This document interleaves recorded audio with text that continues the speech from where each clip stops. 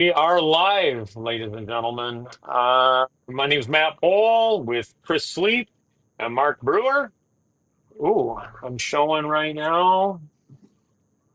Little bit of an internet connection. We'll have to wait and see what anybody says if they're going to end up being able to hear us. Well, welcome to the MBTV broadcast, little podcast that we're starting.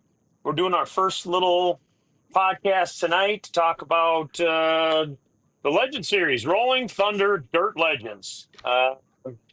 Chris Sleep, let's start with you, my man. Tell me a little bit about yourself, the Legends, and why you chose the Legends.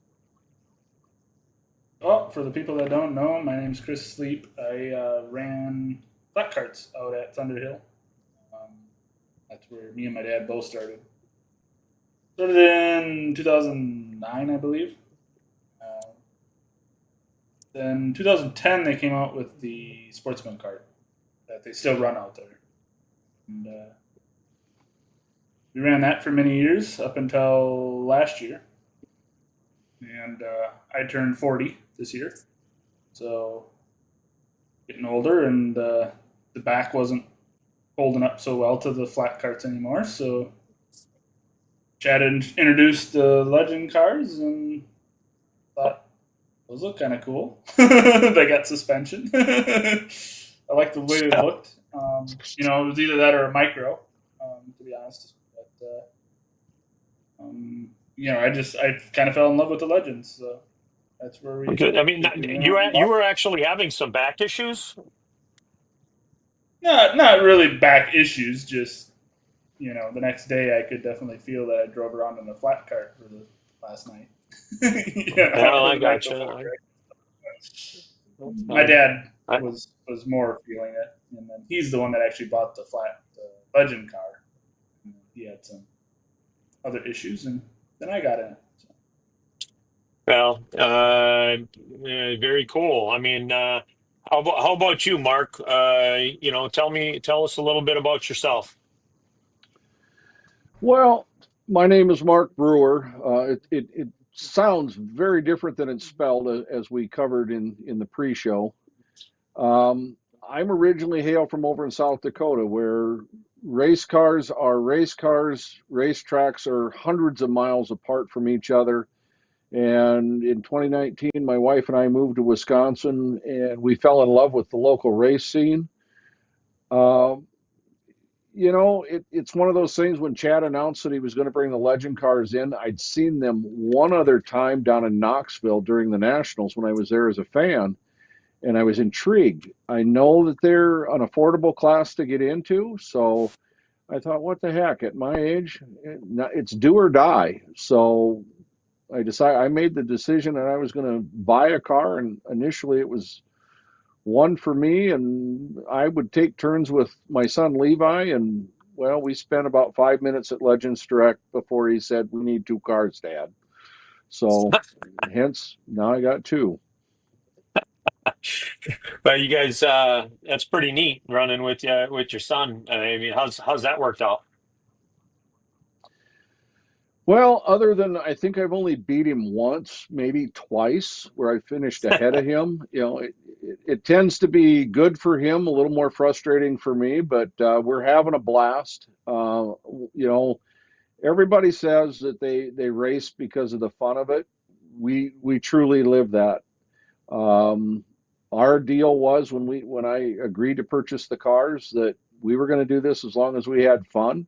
And when it becomes no fun, we're done with it. I'm not going to destroy a relationship over a race car. It's not worth it. And quite frankly, it's done nothing but draw us closer together.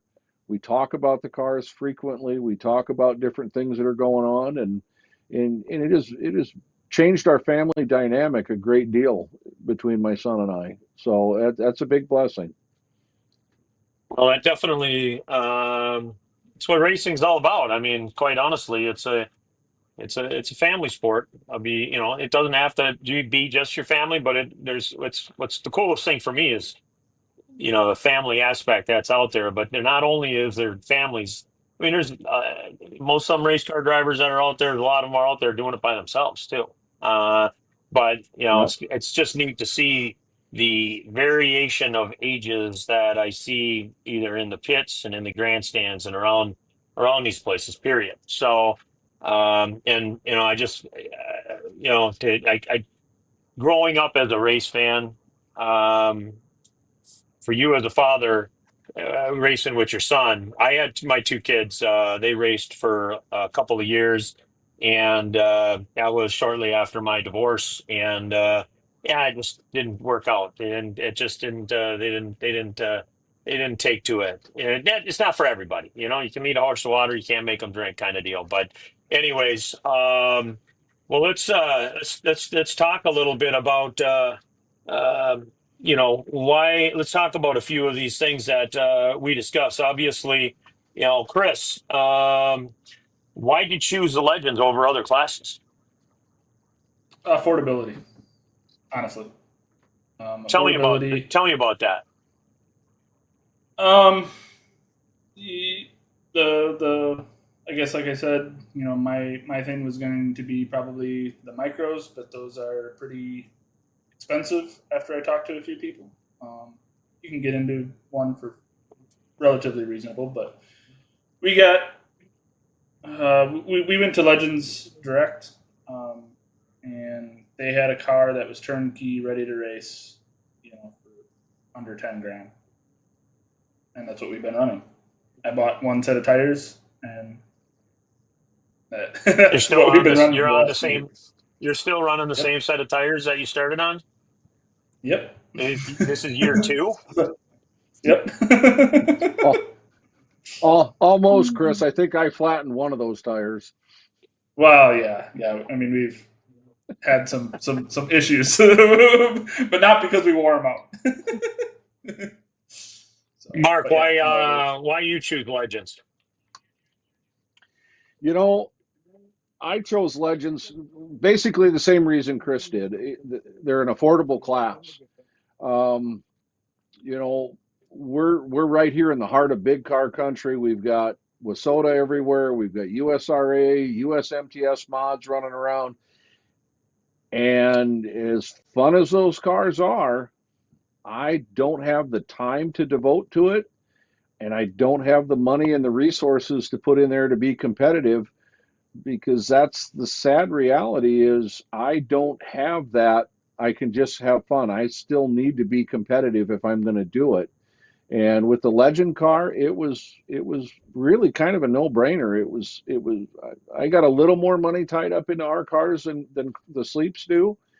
We went with a different engine package than they did, but and we're a little I think we're one generation newer than Chris's car, but Mhm. $15,000 for a turnkey car, bolt your seat in and let's go. And the folks down at Legends Director, I mean, they're so good. Yeah, you can pick up the phone and you can get tech advice from them. If you don't know what you're doing, like in my case, you're lost. You load it up and you make an appointment. And you're down there and you've got some of the best in the business helping you figure things out. And it just makes it so much easier for somebody to get into this sport that I don't want to pick on anybody in the big car world, but I am fairly certain that I can't pick up the phone and make the appointments that I make at Legends Direct with any of the guys that build big cars, soup to nut. So Well, it just made sense for us. and I love all of them. I'm kind of that guy that just enjoys the heck out of racing. Period. I don't care if it's a late model sprint car. I don't care. I enjoy the heck out of it. And so, If it's got four wheels obviously, and turns left, you're into it. what's that? If it's got four wheels and turns left, you're into it. Well, tell you the truth, that's pretty close to accurate. No, I love the dirt. I grew up going to the dirt track. I mean, I've never been in a race car in my life, and I've owned a couple of sprint cars. And people ask me why, have you ever drove one? And I no, because if I got in it, I'd stop everything else I was doing. And it would all just, I know that I would get addicted, and that would be the end of anything that I've been doing as far as any sort of a business plan in the sport. But anyways, obviously Thunderhill is a racetrack that uh, we had Speed Shift TV doing some broadcasting, and that's where after I used a lot of people ask me why I don't do the uh, liquid nitro picture thing at Cedar Lake and stuff anymore. Obviously, I would like to. It's just a matter of time. And when I got over to Thunder Hill, I always wanted to help the sport in my own little way because I always just feel compelled to try to help in some way, shape, or form. And well, anyways, Thunder Hill had a lot of those kids, and I'm like, well, there's the future of the sport, and there's plenty of photographers running around, plenty of video guys running around. Let's go keep these kids interested, and all of a sudden, when Chad reconfigured his track and brought in, the micros and that, all at that same time, that's when they stopped with uh, the TV broadcast, and I'm like, well, if nobody's going to do it, Dirt Race Central, they couldn't do it. Nobody could do it, so I decided, well, what the hell? I might as well just try it myself. So, anyways, and then when the Legends came in, I'll be honest, I was super excited about the Legends when they came in because I've been saying it for years. These a lot of these go-kart tracks. I personally think that there needs to be some sustainable, talented class. No, when I say talented, I mean sustainable classes for them to make it through the slower periods, recession, and things like that. To have some classes with some guys that are my age and you guys' ages running around there is pertinent for the survival of those tracks, along with um, there's racers like yourselves that, let's face it, you ain't got the time, the money, or the ability to have the late model mod or sprint car or some of these big cars to be able the time it takes to be competitive in those. Mark, I understand your point, okay? Because if you can't and then understand setups, those cars have so many setups, and they're so. Let's talk about setups real quick with the Legend, because I think you guys have told me there's limited amount of changes you can make to the cars. Was that accurate? So you It's guys are very more accurate. that the day of the race, you pretty much roll your car in there, head out to the track, you adjust your air pressures, and get after it. Would that be close to the story, or is there more to that? The most important thing to bring to the racetrack: one, the car; two, your friends; and three, a lawn chair. Those are my three important things that I bring to the racetrack. when And and I that's go racing a I'm legend older, so I car. need a comfortable lawn chair. well, But and on it, that note, that's how that works. You can, I believe you can start at 10 in a legend car, and you can race them all the way up until you're 100. I mean, as long as you can get in the car, you can race it, right? So, the young, like you said, the younger generation that's coming up from maybe a kart class or any other form of racing that they're moving up in the ranks. They can really learn from a more veteran driver because they're on the racetrack with them and they're racing against them. So which I think is really neat. and I think that there's a large amount of people in this world that need some simplicity. Don't have the amount of time and dedication to put into some of those things. Not belittling the Legends, don't get me wrong, but Mhm. it's all about providing escapes for people, fun, wholesome, good, productive. Because let's face it, if you're running a business of any sort, whether you're in any sort of sales whatsoever, um, networking is becoming harder in this world. Okay, even though there's a ton of social media, um, most businesses, unless you're making some online store like 1 million other people in Minnesota alone, and then trying to get somebody to buy widgets from you. Don't get me wrong, it's nobody you got to network within your community, and that's Right. what I believe racing brings to to a lot of the businesses, whether you're a painter, a landscaper, or whatever you are, you need to shake hands and talk to people and network, and that's where racing becomes an outlet for that. And thankfully, there is still write-off capabilities because you are advertising, and that's what it's used for. Period. That's part of what racing has been designed to do, is to help connect businesses with community and drive business there within. Okay. Mm-hmm. Um, now, let's talk about a couple of these other things.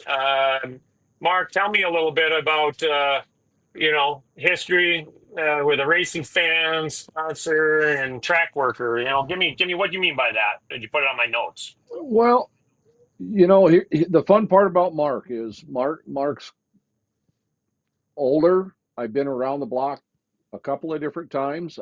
Matt, you and I have had private conversations.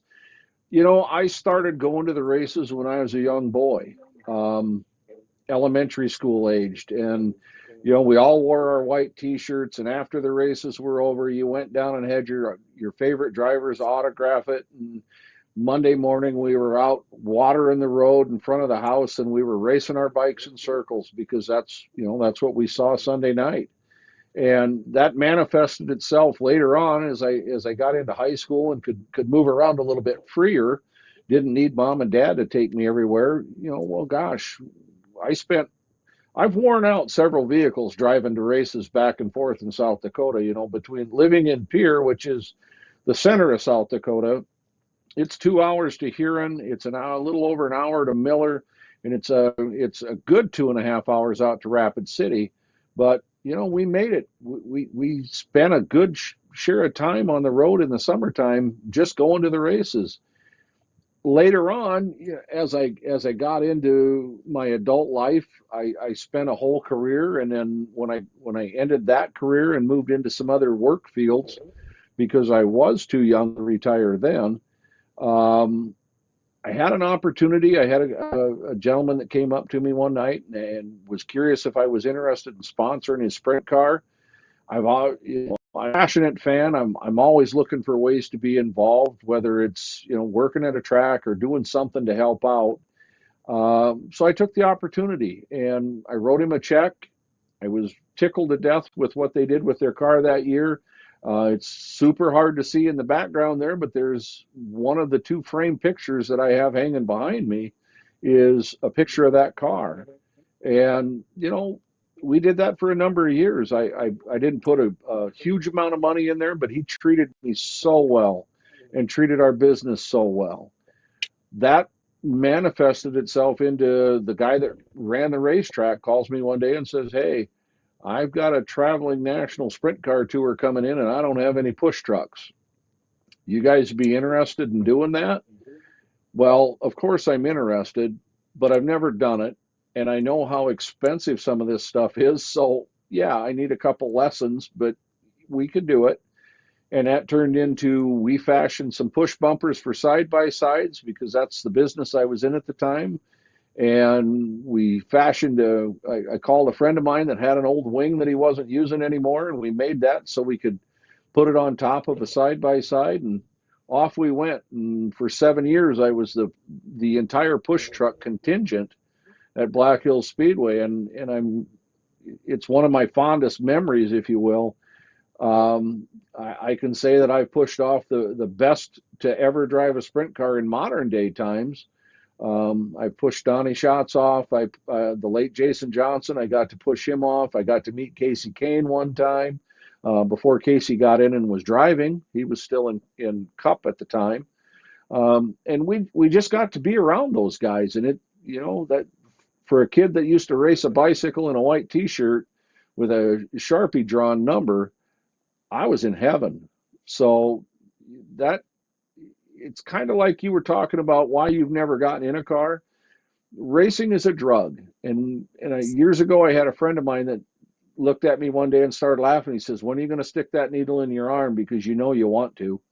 And it took another 5 or 6 years before I did it. But that's what happened. It's just ingrained in my soul, and it will be there until the day I pass. It's great story. Great, and it's neat that you've been, in the big cars and yeah, I absolutely love the big cars. And I there's a lot of days I miss going to the big track, and I absolutely love my friends in the big cars, and I think all of my friends know what we're up to and why we're doing what we're doing. Let's talk, Chris. Let's talk a little bit about why you got with other drivers and started rolling, the Rolling Thunder Dirt Legends. Um, I tried to do it in the sportsman class, and I really didn't get any traction. What'd you try to And do? form a group to help the local tracks find partners, marketing partners. Try to build something that would the class could almost be sustainable, right? Mhm. Take some burden off those racetracks. I love flat carts. Tell me what didn't work? What didn't work about flat carts, or not working I, I couldn't really as get well as you would the like? yeah. I couldn't get on the same page with some with other drivers to get it Uh, going and together, right? okay. So but then like in the legend cars, Mark had that same passion for the race, and in the other classes they did too, but the legend cars it just kind of clicked, and I learned things from the sportsman class that I was in, and we did a lot of promoting in the sportsman class. How do you think it's been Out at going? Thunder Hill, right? Been going good. So, Obviously, Harvest Hustle's coming up. We'll touch on yep. it real quick. You told me, over the weekend you were out hustling over the weekend. Where'd you go? Me and Dad and one of my sponsors, we went over to 141 Speedway, which is on the east side. I think it's on the other side of Appleton. Um, we went over there. They had the IRA sprint cars there, along with the Legends and a big sport mod race, I believe. It's IMCA World, so I How many don't legends know did all they the have at that terms. track? Uh, 28, I believe. Signed on. Okay. Have they Yeah. been running there a long time now? I mean, have they been in the area? They obviously have a pretty decent sized group running. Yeah, so it was the Midwest Legends Dirt uh, series event type of deal or whatever that they have. So Okay. they came up Okay. to Cedar Lake with us in the spring. Gotcha. So we Yeah. went over there, and we talked with them guys, and we did some stuff, and yeah. So we I just think you got some decent. The guys excited about coming to the Harvest Hustle, 26 to I believe 27. so. I believe so. Good. Good. I got a lot of good feedback, so hopefully we can get that going and we can get a good car count. That's our I like it. only goal, right? That's obviously that's what we're doing. Let's talk a little bit about the state of racing. As far as you guys's, what's your thought about the state of racing? What's going good? What's going bad? What do you guys think we could do better? I mean, obviously, MBTV is, we want to help. That's what we're trying to do in our own little way. I mean, it takes a Mm-hmm. it's an ecosystem. It takes an army to make this whole machine work. But what's your thoughts? I'll start with you, Chris. That's a tough one. You see, I guess how I look at it. I don't want to say the. It's it's just tough. It's really tough. I think people are going camping. I think people are going other places instead of coming to the racetrack. And we need to, as a collective group, as everybody, right? Like, Yeah, we need to be able to help each other get people back into the racing and get them. Seems like, anyways, interested in it and get them. And I don't really know the best way, or how Mark? you do that?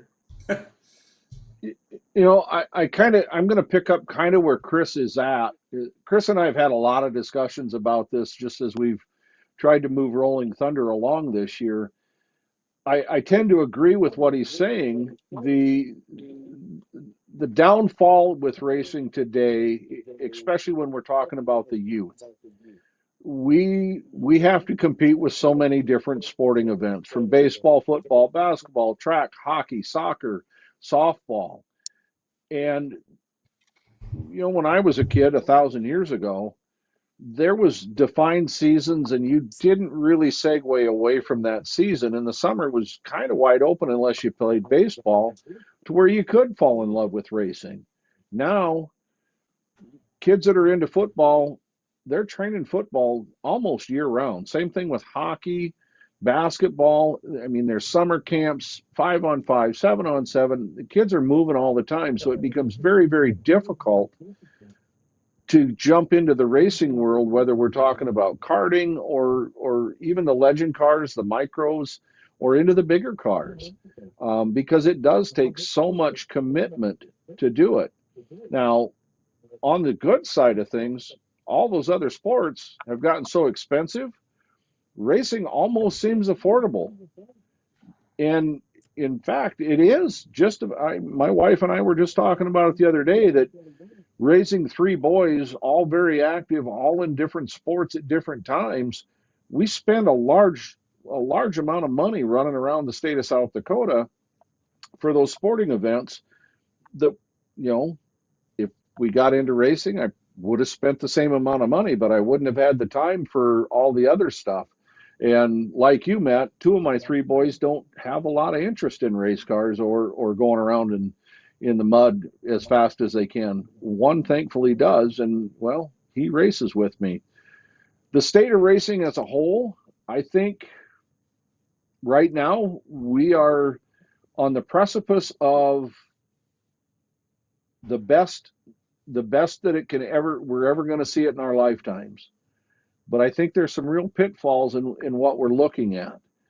When you're talking about big cars and the amount of money that's out, some of those guys that are racing professionally are racing for more money than I would have ever dreamed they could do. And the tracks, if they want to have those shows, are having to find that money, or they can't afford to have those kind of cars come in. Well, Does that help or hurt us? I agree with what you're saying, as far as I think the best. I know there's a lot of doomsdayers out there. We are going through a pretty tough time. We are on the end, nearing the end. You have to understand, you have to get to the bottom before you start coming back up. But from my standpoint, if I'm able to do a production, okay, if I'm able to do an actual race production, it's not bad. No, it's not Fox Sports, and it ain't Flow Sports and stuff, but it's decent. At least that's what I've been told. And if I can do it, I'm just a trucker. Okay, I'm a freight logistics guy that, like I said, I love to help my friends in racing. I believe that racing is I believe that we are, part of the dynamics of a successful community, economy, leadership, all of that. I believe that over the last 30 years of my life, the quality of life in our communities has dropped at exactly the same rate as the number of successful local businesses in our community. I believe that that also coincides with the number of race cars that are in each one of our communities, the number of sponsors from our communities, and all of it coincides with the lack thereof media, the lack thereof local media.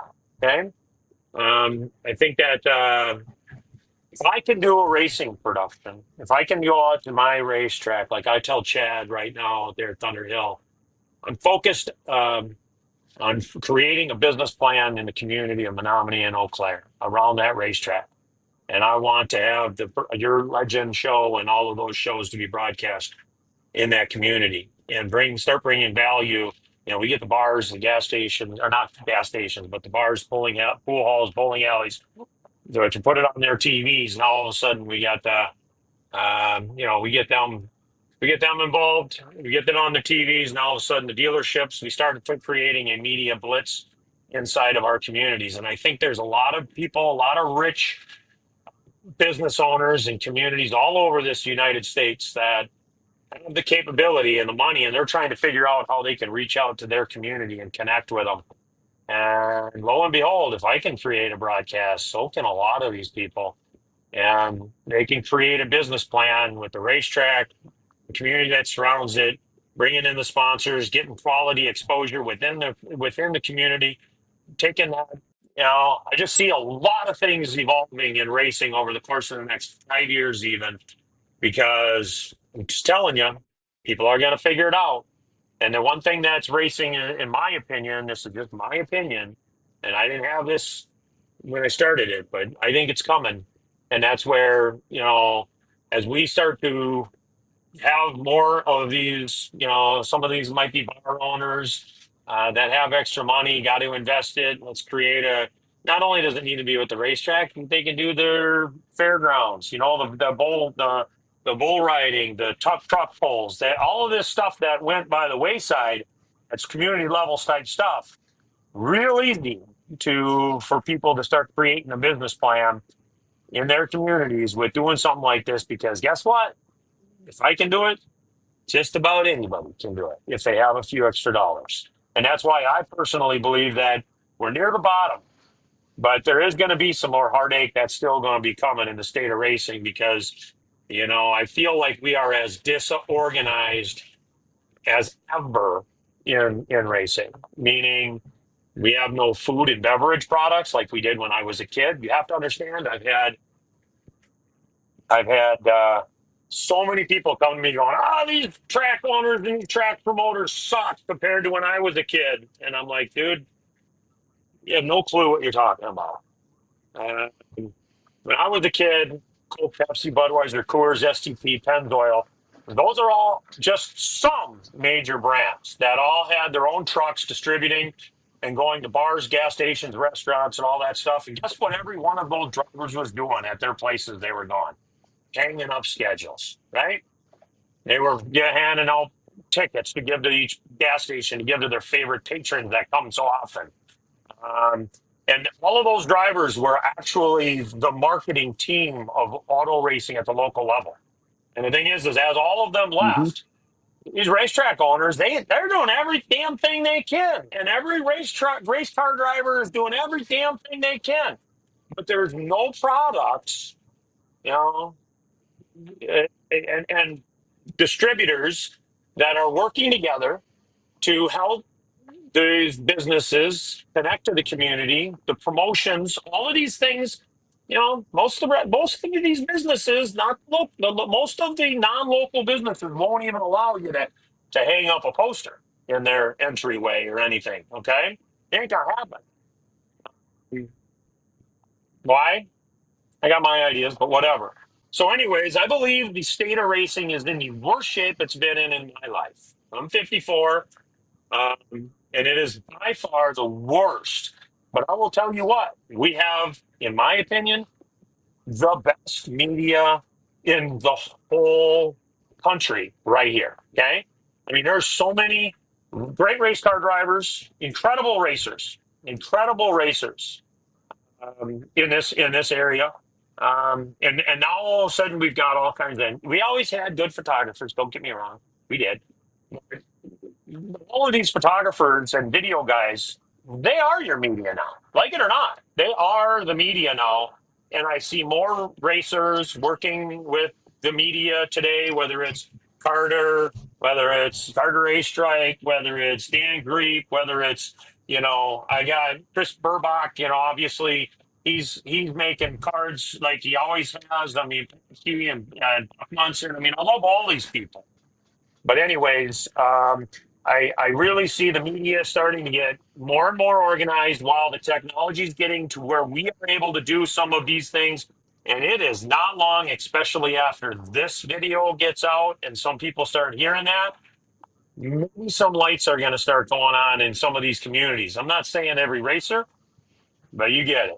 All right. With that being said, Right. sorry, dude, I went on my soapbox, but I do believe that the state of racing is getting better. Okay, I think Yeah. it's going to Yeah. get better, but we still have some pain coming.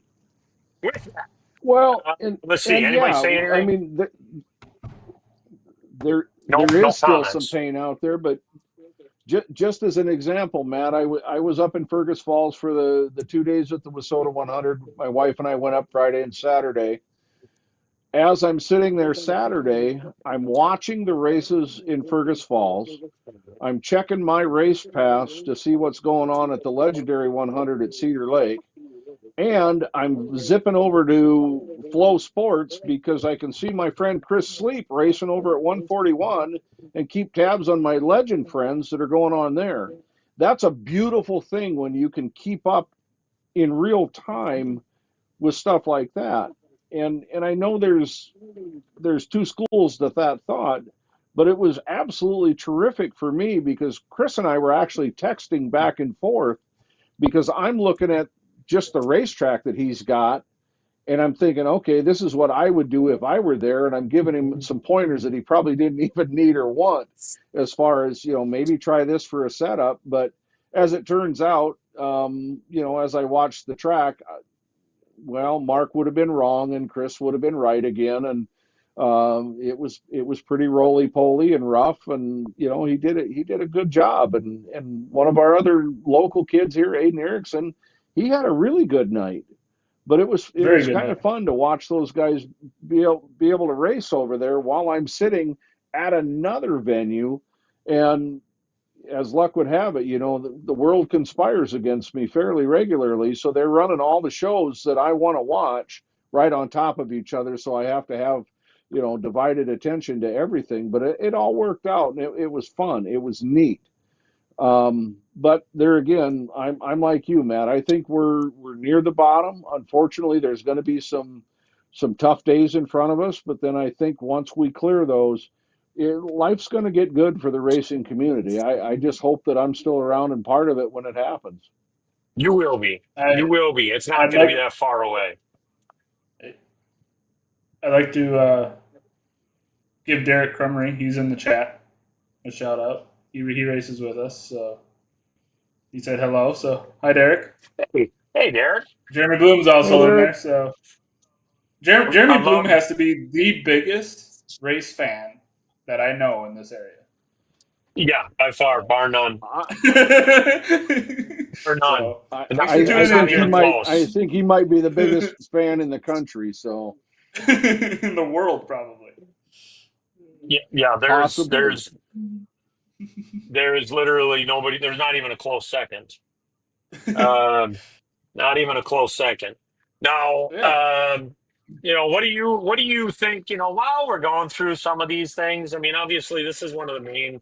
I hear these things all the time. And obviously, like I said, I don't believe there's a lot of fault in any one person. It's just the things that have happened in the ecosystem of auto racing that has hurt us. Okay, but I think the worst is behind us, but we still have some pain. But what, Chris? What do you think? What do you think drivers? What are some things that you think that drivers and race teams, what can they do to help? Mark? I'll take this one first because I know where Chris is headed with it. So, Chris, I'm not gonna take the softball over the plate. I'll leave that one for you. But you know, in all the years, I reminisce and I think back to what I saw when I was a kid. What drew me to it? One of the things we did this year, and Matt, you were very gracious. You took time out of the intermission to make sure that the microphones were working, the camera was on us, and we did the Legend of the Night.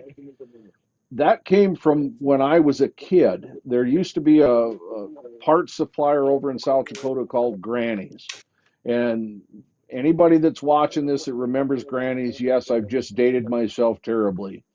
But as a young kid sitting in the grandstands, we got a ticket when you went in, just like you get a ticket every night you go to the races. There's always a serial number stamped on it, and they would draw a couple of tickets out of a bucket. And if you got that lucky ticket, you got to go down and get yourself a white shirt from Granny's. And it was like we had to have that. I mean, we all had to have that white t shirt with a purple letter that said Granny's across the chest. It was a thing. And I thought, why don't we do that? So that's where Legend of the Night came from. And as I mentioned it and we talked about it with Chris, he loved the idea and he took off with it. And the next thing you know, we've got plaques and Junior Legend of the Night and Legends Direct came on and helped with it. And on the financial side, and I mean, it turned into really kind of a neat thing. And I really hope we can continue to do stuff like that. Not so much for the drivers as much as the fan engagement it gets us. The 6 kids that were drawn, my wife was instrumental. She would meet them. She would get permission from the parents to post their pictures on social media. And those kids were just ecstatic about getting to come down by those cars and they get to meet a driver and get a bag full of little goodies that we put together. And that plaque, I would love to see where all of those plaques are to this day, because I'd almost bet you they're hanging in a bedroom on a wall. They're not discarded on a shelf, hidden away. That's a something they're super proud of. One little girl had said, "I never win anything," but she won that night. And that's what this is about for me. That's what's cool about this. As we grow and as we try to do different, we've got to remember where we came from, and we've got to get back to our roots a little bit there. Now I'm going to be quiet and I'm going to let Chris talk. Chris? Well, yeah. I mean, fan engagement for me is a huge thing, and putting on a show. The drivers, I think. What do you mean putting on a show? What does that mean? What does that mean to you? Well, all right. To me, I think as a driver, I can get caught up real quick into I need to win.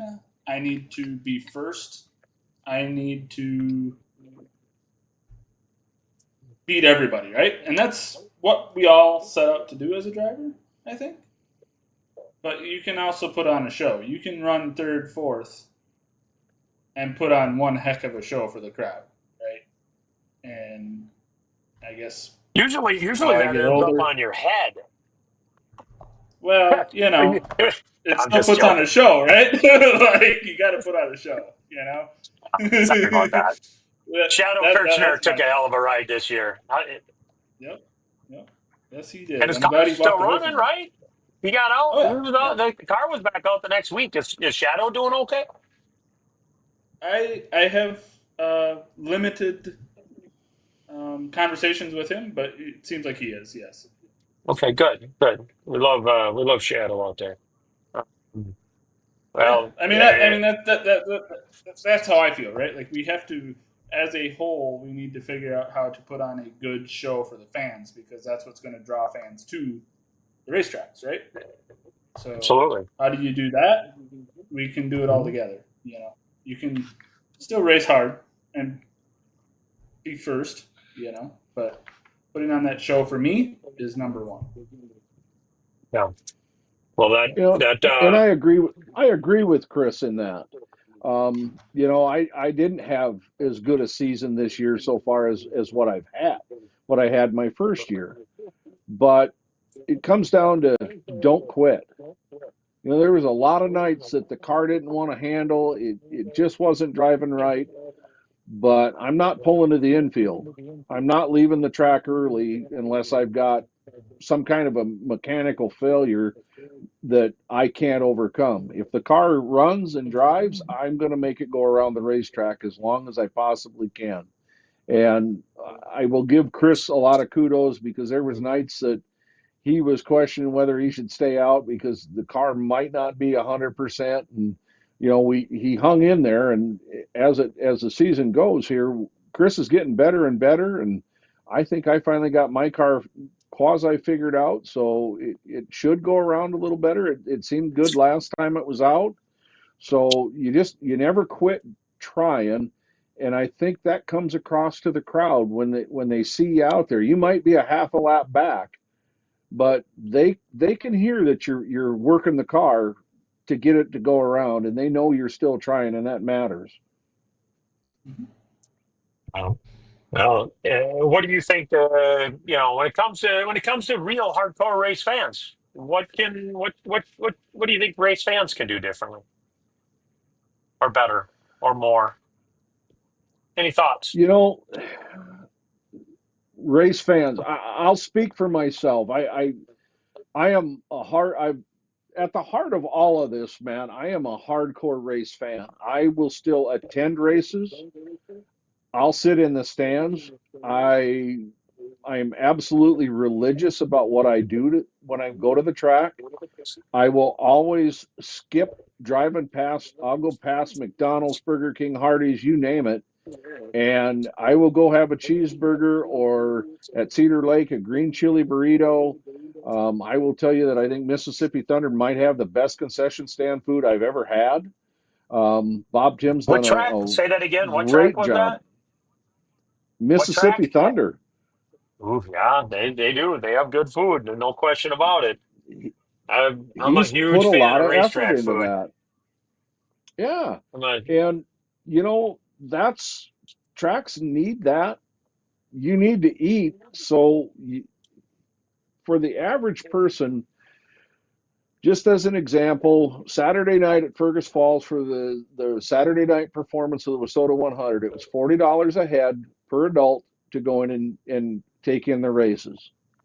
Now you break that down over the amount of time that you sat there to be entertained, and you were entertained. They had a flyover, they did the Parade of Champions. I mean, there was a lot of stuff, not to mention, had some really good lights out racing. I mean, one of the best mod races I've ever seen happen Saturday really. night. And Who you won break that? that down over the amount of hours I sat there, it's $5 an hour. Where can you Well, go be entertained for $5 an hour? You can't go to a movie that cheap. well, I will say that I think that a lot of the racing community, well, let's just say that Thunder, for instance, I will just say when it comes to like the Thunder Hill broadcasts, one of the things I mentioned to somebody the other day, when we were at Thunder Hill, the last one, where I actually announced, I announced and had way more fun than I thought I was going to announce. But Chad called me and said that he needed help. He needed to be bailed out, and I really didn't have any interest in doing it, but I did because yeah, let's just say that it's good if when you're doing what I do, you need to know what those guys and gals are dealing with from that position. So I was like, okay, I'll do it. But they ain't gonna be not on a broadcast. But anyways, as it turned out, it went really well. But one thing when I was sitting in there talking to a couple different people, a couple people in the pits, um, they were asking why I didn't broadcast and this, that, the other thing. I kind of told them that you know I was a little shocked. The last broadcast that we did it from Thunder Hill Speedway, we had these broadcasts are free. We're literally getting between 10 to 30,000 views per race. We ain't had a 30,000 view race since the Mel Memorial. I think it was last year, and the Mel Memorial did like 30,000 views in one day, which is wonderful. But we do religiously about 10,000 out there at Thunder Hill. Um, we only had 7 people share the live stream. Seven people, and one was me, and one was Chad from Thunder Hill. So that meant 5 people. When I have parents and racers all the time come up to me and tell me how the broadcast has really made a difference to help them get sponsors. And I'm sitting here kind of going, and I realize everybody's busy, man. That's the thing about the world right now.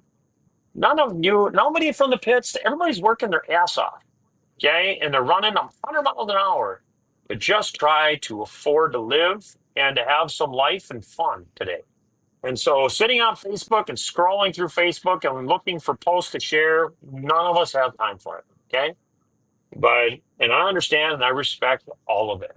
But honestly, if we're doing 10,000 views on 5 to 7 shares, just imagine if those racers that actually are having to go out from Thunder Hill and to go get more sponsors can sit and go, look at what's going on here. Just don't give me, it's all right there, right on the phone, right on the YouTube, right on the Facebook. It says how many views are there. And when people see, I'll tell you right now, we're getting an impressive number of views on all of this, and I think that, and maybe I'm wrong. Maybe I'm wrong. Maybe it doesn't matter that much. But I have at least 2 people every night stop and tell me thanks, and I appreciate that. I love it. I love that people appreciate it. They do. But dang it, go blow the numbers up. Not because I'm making a bunch of money. I made like, I don't know, maybe $1,000 in 2 years of doing this. It ain't the YouTube money, and I don't care about any of that. But I can't. I can talk all I want until I'm blue in the face. But You anyways, did it. people. What's that? You started what you have, for the same reason why I started what I have, right? You started it for the fans. I started it for the people that want to get into racing. That's why I started my YouTube. And Tried to help them with things, right? And that's the same as what you're doing, right? Like you're trying to help promote and grow. I think that's what we're all doing, right? loving loving every damn minute of it. So I don't want to. I don't. I'm not here to Right. whine. I'm not here to anything. But I want people to realize, everybody's been convinced to shut up, stay in the corner. You don't matter, and you do matter. Every damn one of you matters. Okay. And the thing Well, and is everybody can make a difference. and here's a case in point for both of you because hey, I'm the guy that doesn't have the YouTube channel here. I'm only YouTube famous because I show up in Chris's sometimes. Uh, but the fun part of that is my son has his mother lives over in South Dakota. It is impossible for her to get here maybe once a year to watch him race. But every time you go live on YouTube, she watches. Every time that Chris comes out with a new video, my wife, her brother, her sister, her other brother and sister-in-law that live down in Omaha, they all have liked and subscribed to your guys' stuff so they can tune in and watch what we're doing or watch it later and they stay connected. When we were at Cedar Lake this year, my brother-in-law and sister-in-law from Omaha were here visiting, and I'm here to tell you, if he lived closer, we'd have another car on the track because he was hooked. He thinks they're cool. He watches every time we're out there, or he's always watching the YouTube stuff that comes out. And I mean, I very shamelessly have subscribed to, Chris's channel and Matt, your channel on their TVs for them.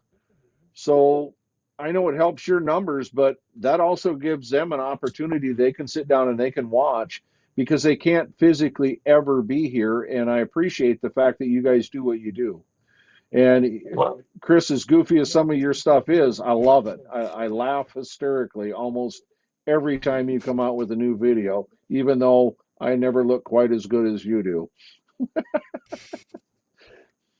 Chris, I mean, talk now about your nobody looks YouTube as good as channel real mine. quick. Yes, sir.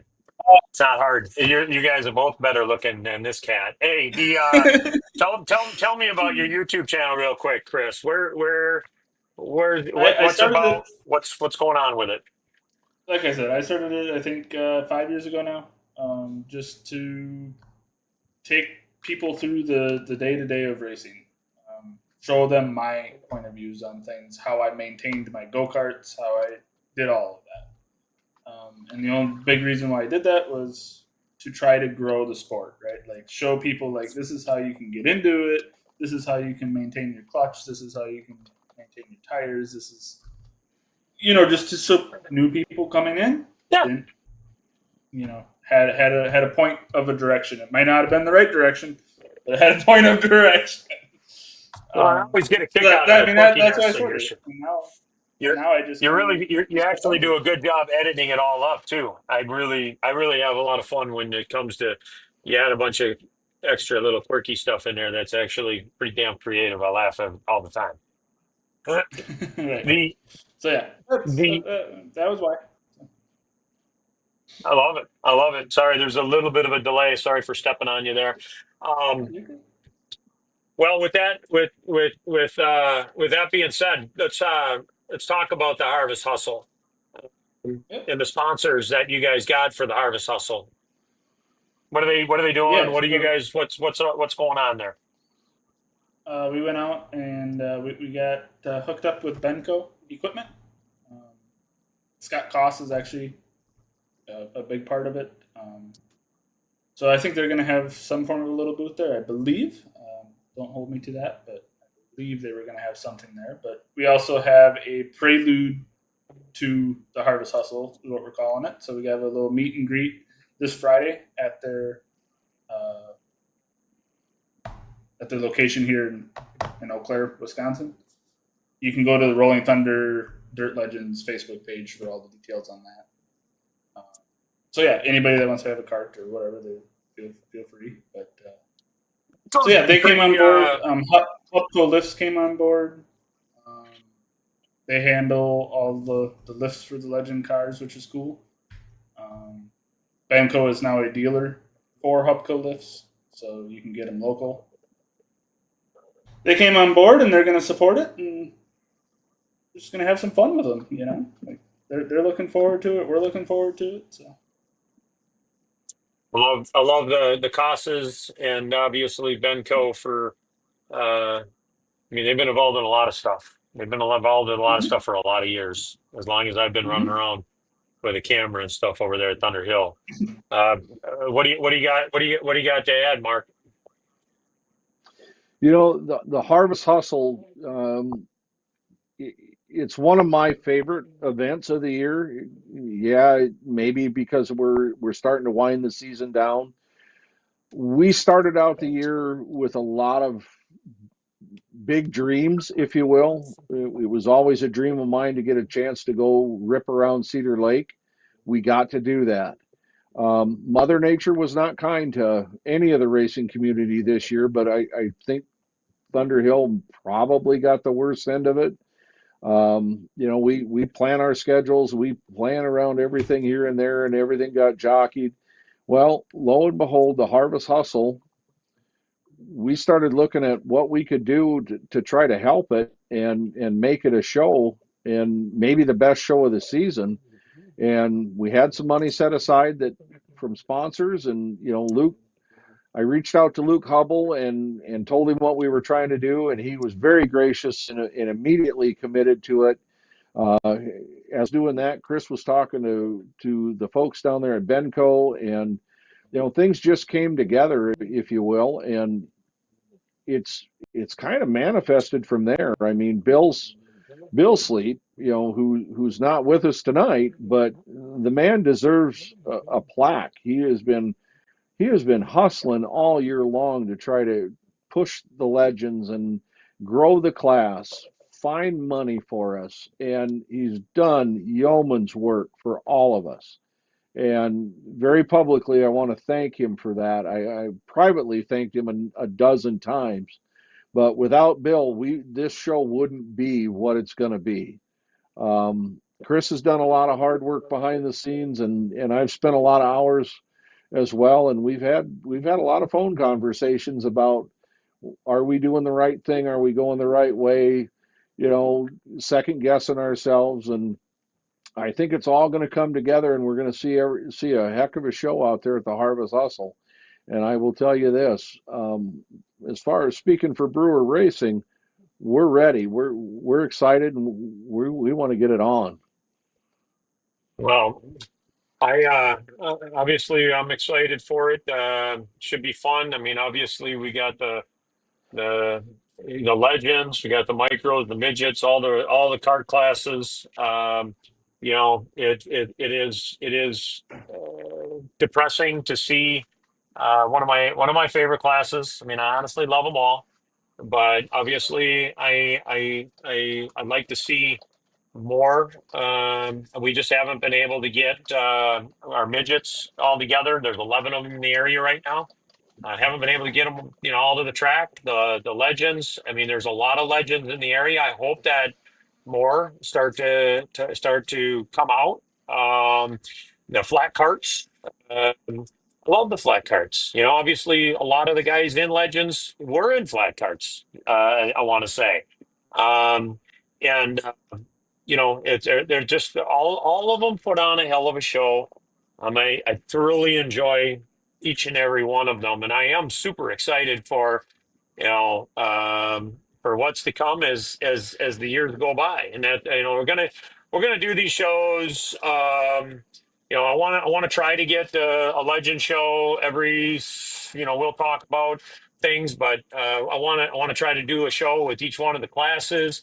I want to do some things with the AJC people that have us broadcast on a regular basis.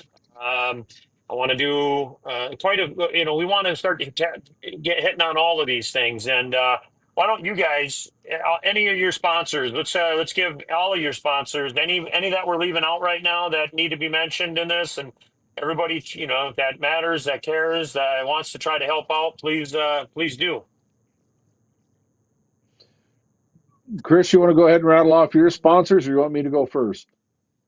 You can go first. I'm limited on my sponsorship dollars. First and foremost, Seabrass Law Office, great friend of mine from over in South Dakota. Dave Seabrass came on board this year, helped us out with a couple of different things. Kind Hand Tattoo in Menominee, Jacob and Austin do great tattoo work. They've been with me since I bought the cars. That's been really a cool venture with them. Synergy Cooperative, Levi works for Synergy, so he reached out. They sponsored him for a little bit this year, and I think that relationship's gonna continue to grow. And last but not least is Benji and the gang down at Southside Body and Bike. When I was in a real pinch this winter and needed to get my car painted before the Red Cedar Car Show, Benji stepped up and knocked it out of the park for me. I had a couple of different things lined up. That fell through, and I ended up in a pickle. And Benji covered the base quite well, and I get a lot of compliments on the car still.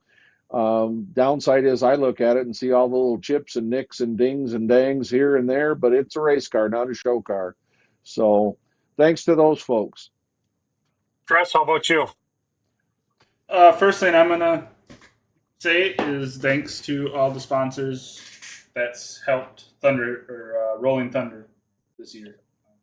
Anderson Pools came on board, Freedom Racelifts came on board, Banco's come on board, Hubco's come on board, Becker Quality Windshield and Glass, they came on board for the points fund.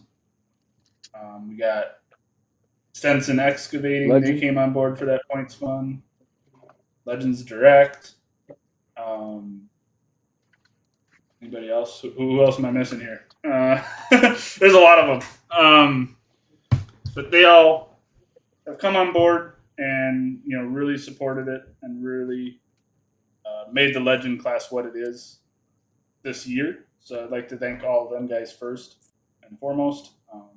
As far as my personal sponsors, Becker Quality Windshield and Glass is my primary sponsor. Been a longtime friend and does great glass work in our local area. I have Hubco Lifts. Luke Hubble over there in Michigan builds outstanding lifts. And I got Vortex Race Starters, Chippewa Valley Starter and Alternator, Proline, Wash. Gonna have. I'm gonna put you on a clock here pretty soon. Yeah, I know. But Pro Line's been amazing. They have amazing products. They're actually over in South Dakota. We got to see them when we went over there and raced, so that was good. But yeah, I think Well, that's about it. well, thank you guys for coming on, and like I say, we played around with a couple of these shows in the past. We're gonna kind of keep rolling. I hope to have my camera guy Mark Meeks involved here with being a moderator in the future, so we can kind of address more of these comments. But hey, I can't listen and read and pay attention. I just not capable of all that, so I can't sit and read comments. But anyways, It's all good. obviously, I gotta mention a couple of things. You know, uh, Kevco is one of the broadcast sponsors that Mhm. actually helps make Freedom Race lists. Uh, it's kind of neat to see a lot of these things kind of work together. But they also do the Midwest Motorsports Expo down there this year in Rochester. I do think that you guys with the Legend Series might want to consider getting involved with that. Let's talk about that off the air. Mhm. I'm getting more and more involved as we're coming towards that expo. Any racetracks that want to get involved with that expo, I highly recommend that. We want to try to get as many racetracks down there. I'm not personally in. I just have a vested interest in motorsports, and there's some really good friends and really good customer of my own that we want to go down there. We'll be down there with the cameras again this year. That's the plan. Yeah, but I want to try to get involved with trying to bring some more creative ways to make it make sense for fans and racers to attend that. And I think that, me and some of my racetrack friends, Cedar Lake, Mississippi Thunder, Deer Creek, all kinds of these people definitely get with the Midwest Motorsports Expo and let's create a little giveaway, maybe some pit passes, maybe some free entry to some shows, do some drawings on MBTV. But we have some things coming, and I definitely want to try to help that expo become as big a one as possible, not only for just racers but also for fans. Get some of the big drivers, big legend drivers down there signing autographs. And no, they're just super cool cars. I don't care where the hell you're at. I used to go down to went back in my NASCAR days before that got all screwed up. Uh-oh, where did I lose? I lost. Looks like I lost Oh, Mark. Uh, anyways, we'll there he's oh, coming back on. Before NASCAR screwed everything up, I'll tell you what, when I went down to Charlotte and they raced them damn legends around there, I mean, you can't go anywhere and not everybody go their coolest little damn car they've seen in a long time. So I right. want to see them things be successful. Like I want to see all of these racing series be successful. And any racetrack that is considering or wants to ask questions about some of the things I mentioned about business plans and communities and broadcasts and different things, because all of this ecosystem needs to be rebuilt. And I do believe that we are going to be able to rebuild it in the next 5 years. I know that might sound crazy, but I think it's coming.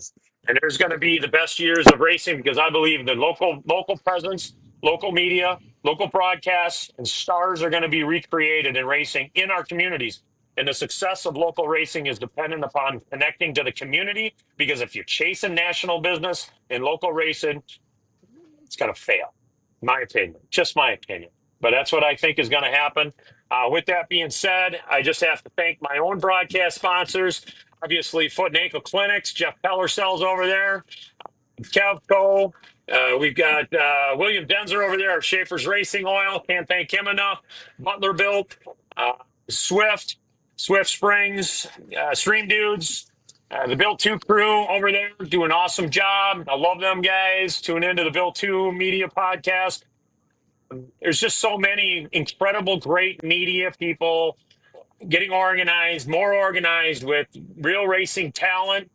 And as we get better at supporting the sponsors of our favorite racetracks, of our favorite racers, and we continue to connect with the communities of these racers, we're going to be filling grandstands and the best years are yet to come. Okay.